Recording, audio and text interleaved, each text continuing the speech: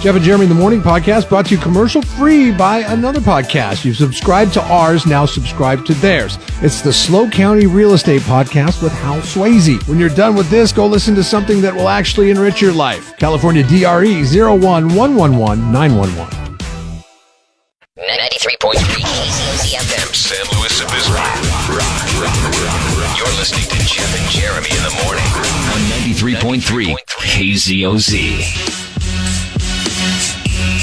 Oh, yeah. I sing this to my kids all the time. No, you don't. Y'all gonna make me lose my mind. Up in here. Up in here. What do they do? Look at you like you're crazy. No, they sing back to it. They sing it back to me. See, it's funny because when we were kids, like my dad, I don't know, your dad listened to a lot of 70s stuff, like Steely Dan and like the... Oh, yeah. You know, your dad was a yacht rocker and he didn't even know it, but... My dad listened to like the Beach Boys and all the oldies and the. I mean, I like a lot of it. It killed me as a kid though. I couldn't stand it. I was just like, oh, it's so bad. Like sitting on the dock of the bay, you know, that kind of stuff, and like the Platters, the Harbor Lights. But now you like it. I do, actually. I don't seek it out, but yes, if it comes on, I'm like, oh, it's kind of nostalgic and fun. But now, like today, like is our age, we're parents, we listen to good music, and our kids like it. Right? The kids like the same music we listen to. I don't think my kids will ever subscribe to Japan Droids. Japan Droids. Yeah. Well, you're an oddity, but some of the other stuff you like, I'm sure they like DMX.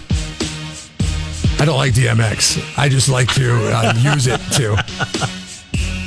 to tell them I'm going to lose my freaking mind if you guys don't stop. Which it has the ill effect on that. It has an opposite effect. I'm excited. I'm super excited.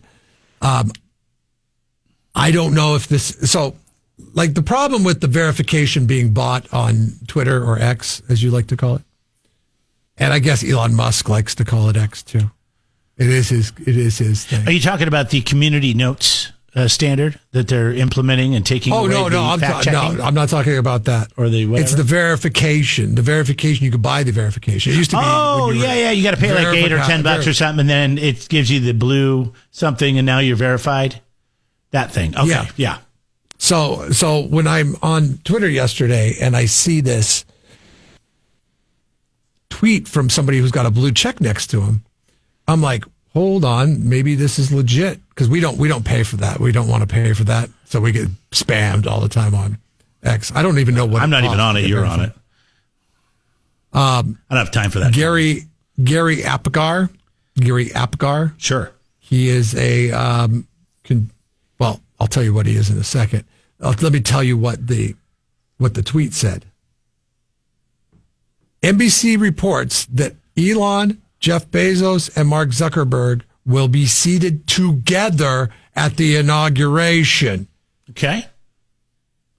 So Elon Musk, Mark Zuckerberg, who at one point were going to fight in an octagon. I don't remember who initiated it. I think it was Zuck.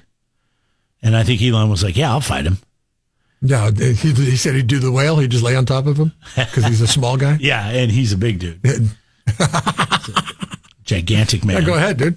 Try to throw that punch when my arm is holding. How does your Jeff Bezos fit into this? What is he just kind of the third wheel? Because he's a tech bro.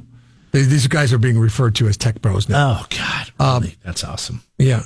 How douchey is that? How douchey is our language becoming? Tech bro, and that's a cool thing. Like God, it sucks.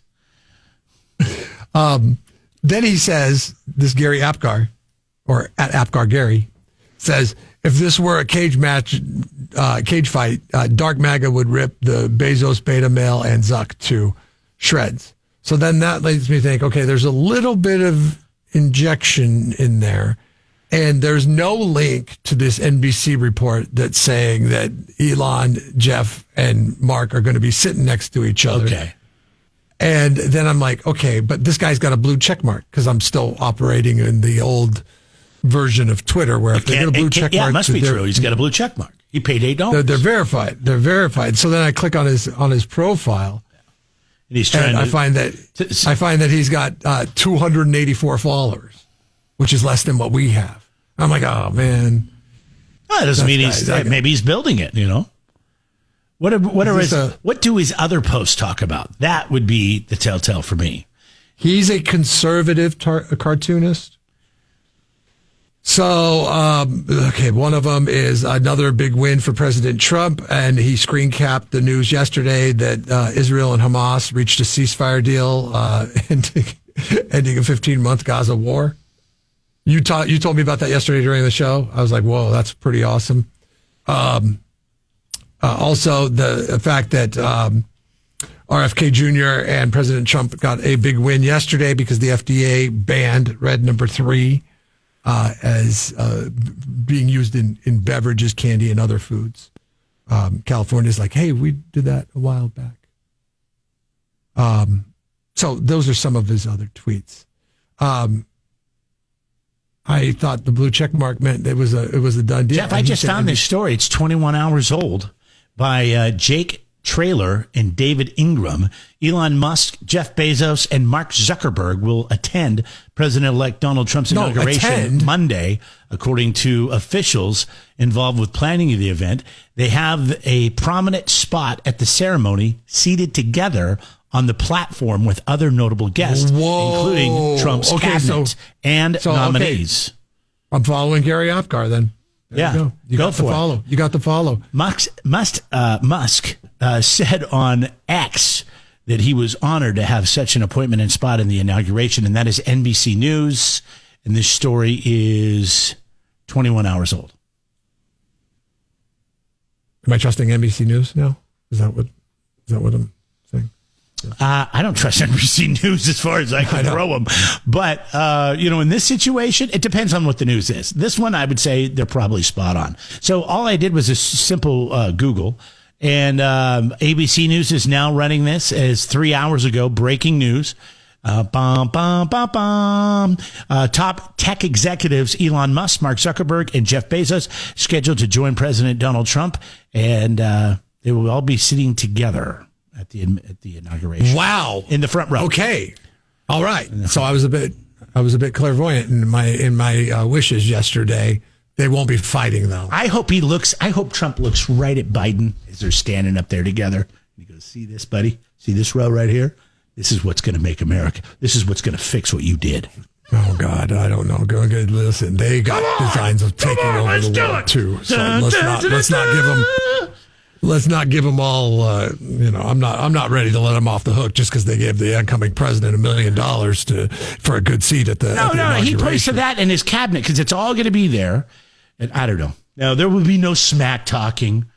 There will be no. I visualize this because they do stand there together, right? Am I crazy? Right? The outgoing and the incoming president at some point don't they stand up there together like they're getting married, or like they're weighing in on a UFC fight, and Dana White drops in with a microphone. "Ladies and gentlemen, on this side we have."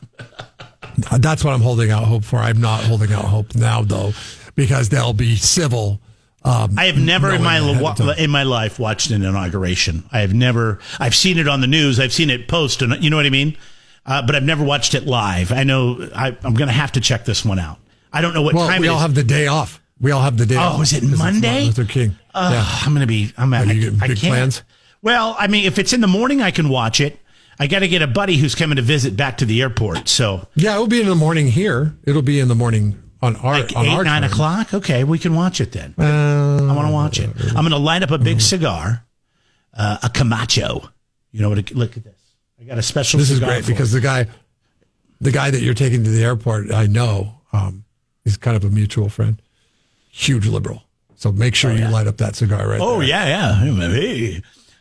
Can you blow the ring? He says he's a libertarian. He's in the middle. He's in the middle now. He's dropped it. Can you blow the rings with the cigar smoke? No. Dang it. No. That'd be great. I don't know how to do that. I've tried it. My uncle could do it. He smoked cigarettes and he could do it. When I was a kid, I'm like, oh, look at that. That's so cool. I would sit there, feet up on the desk, and make him sit in like a little stool in the corner. That's all I got right there. I'd sit there and blow rings the entire time while he stepping stool. Yeah, sit up. Put my feet up. Don't have a seat. You can sit on the floor. No, he'll be. We have friends that are hardcore California liberals, and we get along with them great. This I hope one in Jeff particular. Bezos. I hope Jeff Bezos does what I did to Christina Larson and Sarah Bowers in 7th grade, and just gives one of them a subtle nudge into the other one, and then all sparks fly. Little shoulder. Step back, Jeff. Do your namesake right, okay? Jeff and Jeremy in the morning. Don't miss a moment. Subscribe to the podcast on Google, Apple, YouTube by clicking on Jeff and Jeremy at KZOZ.com. Jeff, Jeremy Reagan here. I ran across this study that says 48% of workers, Gen Zers. Are you a Gen Zer? You are, right? I have no idea. I think you are. Pretty sure you are. Okay. What year were you born?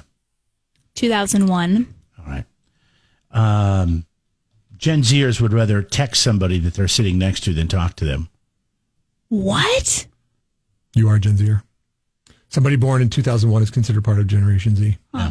You know, my friends think it's very bizarre that I give them phone calls. That you actually want to talk to them. Yeah, I would say you're unique. Huge texter. You're a unique person. You know, a unique younger person. Well, think about it. With your friends, with business, with work, a phone call is so much more efficient, and you can get to the point and have a conversation. Yeah. My daughter is Gen Alpha, and she's like the first of the years of the Gen Alpha. Gen Alpha is 2013. And when she's on a phone call with her friends, she doesn't say, I'm on a phone call. She says, I'm on call. And I'm like, what are you, a doctor? Doctor? Yeah. Like, where's your pager? I'm like, what do you mean by you're on call? We used to say we're on the phone. I'm on the phone. I'm on the phone. Right. And that's what she's saying when she says I'm on call. Yeah. When she says I'm on call, I'm perplexed. I'm like, what do you mean by that? Don't come in here when I'm on call. And I'm like, what's that mean? What does that mean? Like, wow. Have you thought about saying to your daughter, well, if you use proper English, I'll know what you're talking about, and then I will give you your believe privacy. Me, that gets said quite a bit. But it's all. I think it has something to do with a lot of it is on FaceTime. So she'll FaceTime a lot of her friends. You think you would say I'm on FaceTime? On the phone, I know one would think that, but I'm on call. I'm on call. I love that. I'm on call right now. I'm going to start using She says it just like that. And I'm like, it's mine. You're like, what? I'm on call? What? Wait, how? You're 11. You don't have a job? A poll found that 27% of workers today are more comfortable communicating over text or email than face to face. Do you guys do you do a lot of meetings? Like we have a lot of meetings here. We have a lot of everybody's got to get together. Jeff does one every Tuesday with a group. There's other meetings. Or do you guys do it all over? Like my wife, she does it all over. It's on her computer. It's all cameras and, FaceTime and all that kind of stuff. So with all of our employees in the downtown SLO office, we do a lot of face-to-face meetings. When I communicate with my vendors, it's primarily email. Oh, okay, yeah. But I mean, my wife works in a they call it a campus. It's almost just like a university. There's a ton of buildings. And so instead of them all getting together, because they'd have to literally drive from one building to the next, even though it's probably, I don't know, a 5-10 minute walk, they all just get on screens, and that's how they do. Like she does presentations. I think you have to do that at big institutions. She does presentations like that. I'm like, she's I presented to 3,000 people today. I'm like, wow, where do you do that at? She goes, at my desk. I'm like, what? Yeah. She goes, yeah, I'm just on camera, and then they're all there, and I'm like, oh, that's weird. That is so weird. Do you think that our people skills as a society are on the decline due to the increase of technology? 100%. Oh, yeah. Mm-hmm. And here's how it goes. As they say, 100. Or are they still saying that? 100. No, that's millennial. I know. That's very. I'm on call, Jeff. I'm on call. Stop. That's very 1996 and earlier. Because Gen Z is 97 to 2012, just so you know. The more you know. It's interesting because this is how it goes down at work. Everybody would like the communications to work through email, but because everybody wants the communications to work through email, it doesn't work through email because you get inundated with many, many, many emails, and all those emails lead to no conversation unless they go ignored. So on people that I want to talk to, that I know that I'm getting a lot of emails from, I'll just ignore the email until they come and talk to me about what it is. Mm-hmm. So we have a way of controlling that, and that's through non-acceptance, I guess, if you will. Now, If they don't like the way I'm communicating, I guess they could fire me. But it is what it is like. It's like if I get 12 emails from somebody and they're all within a 1 hour span, like with the, oh, wow. Like we have some people that are really good with a scheduler, with a email scheduler. Like they're like, okay, deliver this one and then deliver this one to 5 minutes later. You can tell at the intervals that they're coming in. And I'm like, if I'm moving to scheduling status, I want this person to come and talk to me. And that's how it works. I go, how do you prioritize? In person, you have to prioritize as number one because the person's standing there face to face. Exactly. Phone call, number two, or do you ignore that? So let's go phone call, text message, email. Which one's the bat phone for you? Which one is the one that you have to get to? Text message, phone call, or email? For me, it's email. Like if I have a voicemail, an email, or a text from a vendor, I respond to the email first. Jeremy? Yeah, but what about just in general? I text. If somebody texts me, I'll respond right away. Because if I don't, I'm going to forget. And I would rather not be the person that's like, God, he never gets back to us. He's impossible to get a hold of. I'll just text back. Even if it's just I know people don't like it, and I love using it. Thumbs up. Thumbs up is a great emoji. It means everything. We're split. I agree. Okay. I'm cool. Whatever. Mine's phone call. If you care enough to actually dial the numbers or say my name and say call Jeff, the phone call is the one that I will Unless it's me, apparently, because I call you all the time. You never answer. No, you don't. You text me all the time, and I never answer those. In fact, I have it set up on my phone to where the text. I'll tell you why I'll tell you why I don't call you. I don't have time to have these conversations with you. Okay, you get into all these conversations. I just need a quick answer. So that's what it comes down to. It's a text. That's what it comes down to. Yes. If I have time and I'm driving somewhere, like I have an hour drive, and I want to listen to you talk, then yeah, I'll call you. You know what that is? That's you putting your needs first. Yes, my it needs is. second. Very selfish. Because if you really wanted to talk to me, you would just call me and talk to me. I talk to people that I want to talk to. Like if it's a transaction or business or not even business, just something I need a quick answer, it's a text. And I think that's easier. And that's where I think from time to time, text is good. I'll get the spam notice on the phone and I'll look at it and I'm like, you know what? At least they're calling. I'll go ahead and never do that because then I swear your number goes into a bank and you get 30 more people calling you. But there's one business that I deal with when the phone call comes in, it says that it's spam, but it's not spam. All right. So I have to memorize their number. Yes. I'd be like, oh wait, that's not spam. That's their number. I better get that one. Just go into your contacts when they call, create a contact, and that way you know. My question for you, Reagan, is, and Jeff too, is since you're texters and you're digital, you're not just texters, but you know what I mean. It's more digital responses than talking, even though I know you like to talk on the phone. What drives me nuts about texting is when you get that person. I like to be on call, Jeremy. Paragraphs, and they're paragraphs after, and I'm like, I don't have time to read all this. Like, call me. Send an email. I'm like, send an email. Just call me. I'm like, if you want to talk, isn't it faster and more and easier for you to put all these words together in an email? Yeah. Absolutely. Or just 100%. call me and let's talk. Because the other thing I don't like about digital rank them. conversations, is that you have to wait for responses, and it's like I just need something quick. I need sometimes we all is better. We all have our first draft pick in order of importance, and we all went a different way. Rank them. Go first, Reagan. Email, phone, text. Mine is phone, text, email. Yeah, emails last for me, mainly because we get so many emails. So much garbage. It's so much garbage. You know how many emails I have? I have like 60,000 emails in my inbox. It's ridiculous. Most of them, a lot of them are junk, but it's too many emails. But like an email is so much more professional in my mind. Like if a vendor texts me, I don't respond. I email them back. I don't text. Now, I guess for me, it's a lot of times I won't answer my phone, especially if I don't recognize the number. If it's not in my contacts, it's going to voicemail, and I'll listen to the voicemail and I'll figure out what it is. But it's text, phone, email. Yeah. 805-543-3693. Rank them.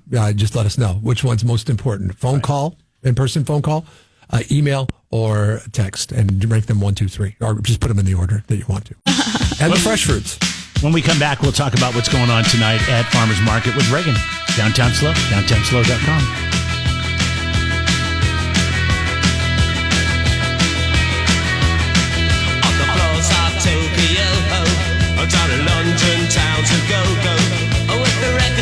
direction and the mirror's reflection. I'm a dancing with myself when there's no one else inside. In the crowded lonely night. Well, I wait so long for my love vibration, and I'm dancing with myself. Dancing with myself. Dancing with myself. When there's nothing to lose and there's nothing to prove, I'm dancing with myself.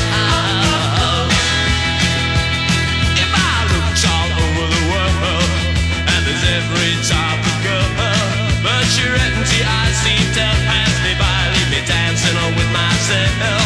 So let's sink another drink, 'cause it'll give me time to think. If I had a chance, I'd ask a woman to dance, and I'll be dancing with myself. Dancing with myself. Dancing with myself. Well, there's nothing to lose, so there's nothing to prove, and I'm dancing with myself.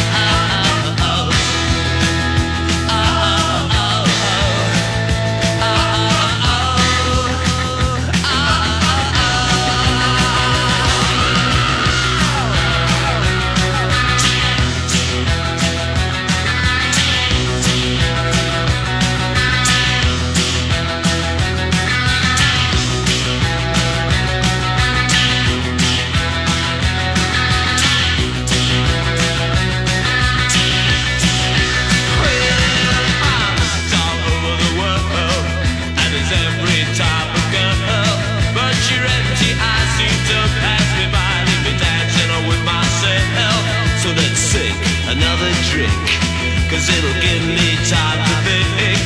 If I had the chance, I'd ask a woman to dance, and I'll be dancing with myself. Dancing with myself. Dancing with myself. If I had the chance, I'd ask a woman to dance. If I had the chance, I'd ask a woman to dance. If I had the chance, I'd ask a woman to dance.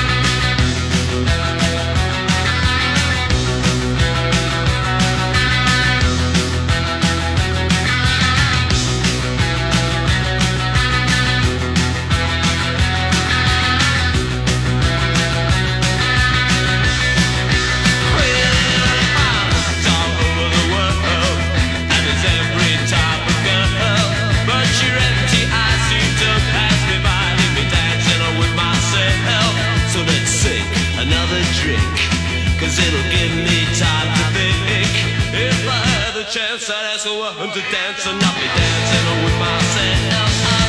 Dancing with myself. Dancing with myself. If I had the chance, I'd ask a woman to dance. If I had the chance, I'd ask a woman to dance. If I had the chance, I'd ask a woman to dance.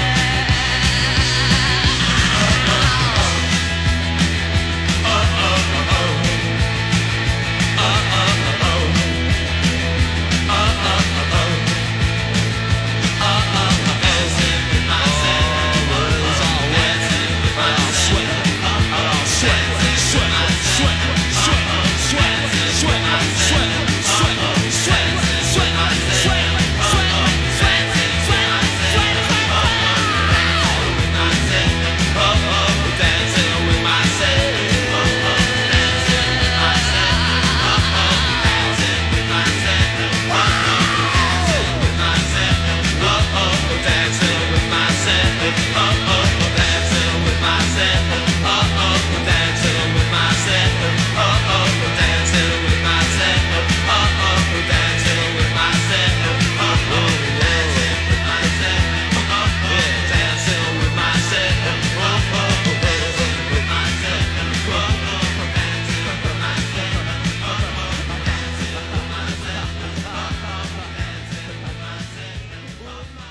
Reagan's Inn. We're talking farmers market available there. But let's talk about some of the new ones. You got somebody new this week? I'm sure you always do.